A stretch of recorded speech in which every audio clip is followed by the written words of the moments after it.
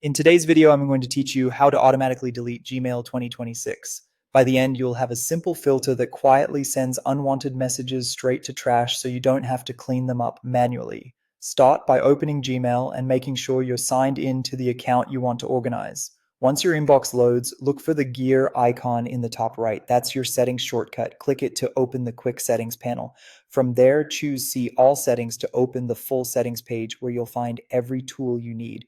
Along the top, switch to the Filters and Blocked Addresses tab. Filters are Gmail's way of automatically acting on incoming messages that match rules you define. We'll use one to delete specific emails as soon as they arrive. Click Create a New Filter. A filter form will appear with fields like from, to, subject, and has the words. This is where you tell Gmail exactly which messages to target. Be as specific as you can so you don't accidentally catch important mail. For example, in the from field, you could enter a sender's address or a domain to cover all messages from that source. In subject, you might add a recurring phrase you don't need. In has the words, you can place a distinctive keyword or an exact phrase in quotes. You can combine these fields to narrow things down, and you can preview your match by thinking about recent emails you'd want deleted and mirroring their details here. When your criteria look right, click Create Filter at the bottom of that form.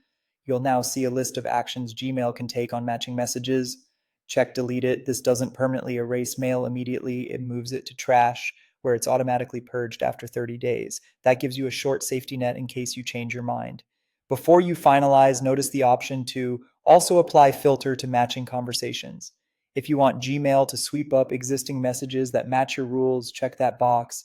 It's a quick way to clear out old clutter using the same logic. Now click Create Filter to save everything. From this point on, any new email that matches your criteria will skip the inbox and head straight to trash. If you ever need to adjust or stop the rule, return to Settings, Open Filters, and Blocked Addresses, and you can edit or delete the filter there. That's it.